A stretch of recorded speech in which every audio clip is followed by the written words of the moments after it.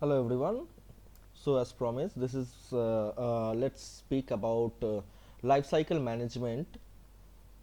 So today's topic is about lifecycle management along with S3 infrequently accessed bucket and Glacier.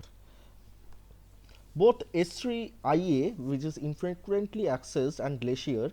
Let's take an example. You have a business that generates lots of data, but let that data be in the form of images, text files, or anything else. But those data are relevant only for 30 days, after which you may need to keep those data, or you may need to permanently delete it. So in this lifecycle management, what you can do is that you can, after 30 days, means which is the default, you can transit those data to S3 infrequently accessed bucket, and after from the creation of the object, and after 60 days, means 30 plus 30, 60 days, you can transfer those to Glacier, or even you can delete it. So let's go and create a bucket so that we can get some more overview on it. So I'm in the AWS console. Let's create a bucket. First of all, let's create an S3 bucket. I have these buckets from my previous lab. I will be creating one more bucket, and let me give the name as,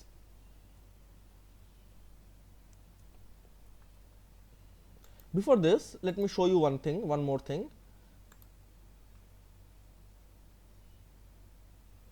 This S3 Glacier.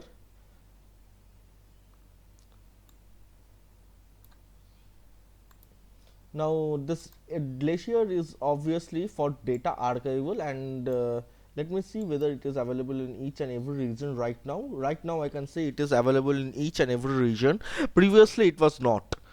At least past year it was not available in every region, so right now it is available. And you can see here we can create a vault, which is a container for storing the archives. An archive is any object such as photo, video, or document which you store in a vault. And set data retrieval policies. You can set the data retrieval limits such as free tier only or maximum retrieval rate to manage retrieval costs within a few clicks. Set event notifications. You can configure vaults to send notifications to you or your application when retrieving data. Notifications are delivered by using the Amazon simple SNS service, simple notification service, which I'll be covering in coming lectures. So right now let's go ahead with the lifecycle policy. Let's go to S3. Let's create an S3 bucket first. Let me give the name as infra-dba. Bucket name must not contain uppercase characters. So it was my mistake. I told already. Infra-dba, which is already been owned. See, infra-dba, this is already been owned.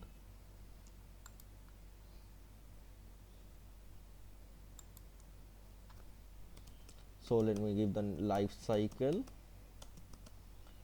policy.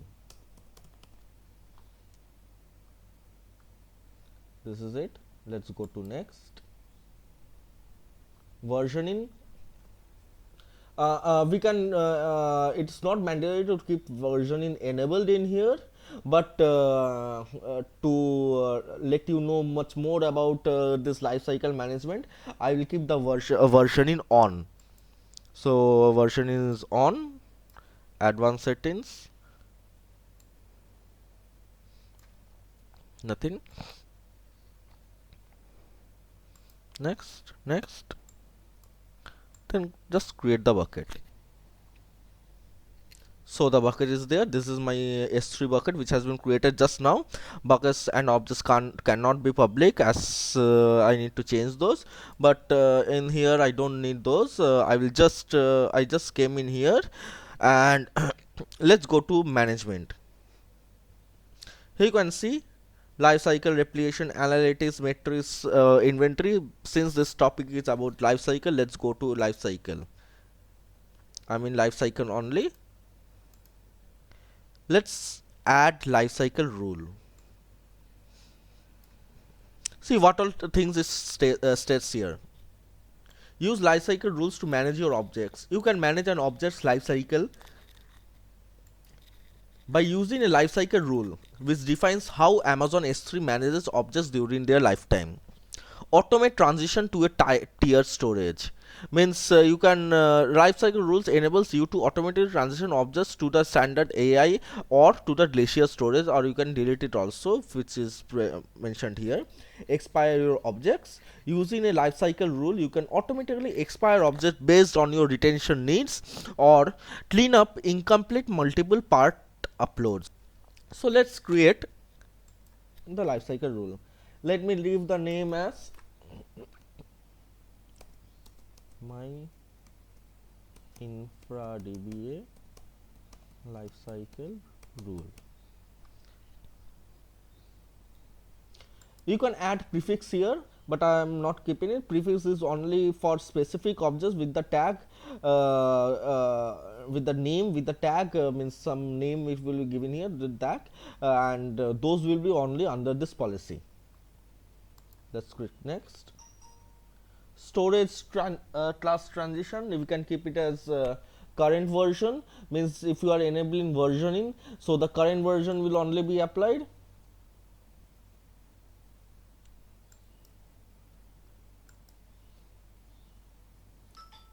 So I clicked in here, add transition to standard AIA after 30 days. This is the default. And if I need to move it to Glacier, this is the default, as I already said. For the previous versions, it is the same thing. Previous means means what in version in that let means it will be version 1, then 2, like that it goes. The previous version will be version 1. Then if we have two versions, version 1 and version 2, version 1 will be the previous one. For this it will affect the previous version after 30 days.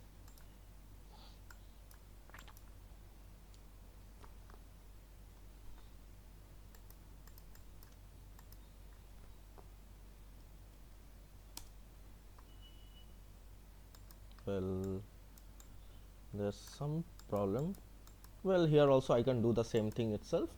I don't know, means I'm not getting the screens somehow. Let's skip next. Configure expiration, which I said we can delete the objects.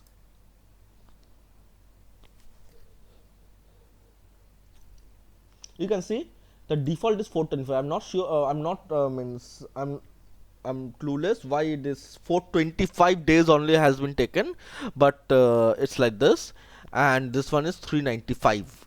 Previously this was also 425 only, and after previous versions permanently delete previous versions after 395 days from becoming a previous version. And this one from object creation. Clean up expired object delete markers and incomplete multipart. You cannot enable clean up expired object delete markers if you enable expiration.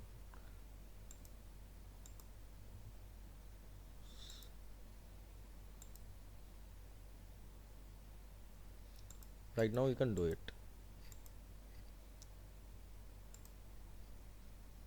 Save.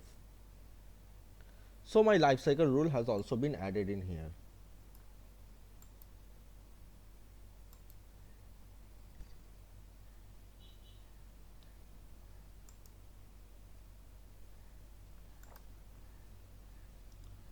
You can see the lifecycle rule in here. Actions for current version, actions for previous version. We can see in here. And if you want to edit it, you can just click on it and then you can edit it and check if there are any false or not. Or if you disable lifecycle rule, you can do it from here. So that is it about lifecycle management. So from here what we can understand, this can be used in conjunction in versioning. Means versioning can be turned off or on, it doesn't matter with it, but I enable versioning in here just to show you the lab properly. This can be applied to previous and current versions if you enable versioning. You can the default day is 30 days for transition from normal S3 bucket to your standard S3 infrequently accessed bucket, and from archiving to Glacier storage at that is 30 days after IA, means total 60 days of bucket object creation, or you can also permanently delete it. So this is a very short lab, and my next topic would be with CloudFront. That will be my next topic. So please do subscribe to my channel, and please do like my videos so that I can means I can come to know that means my work is being appreciated. So thank you, thanks a lot.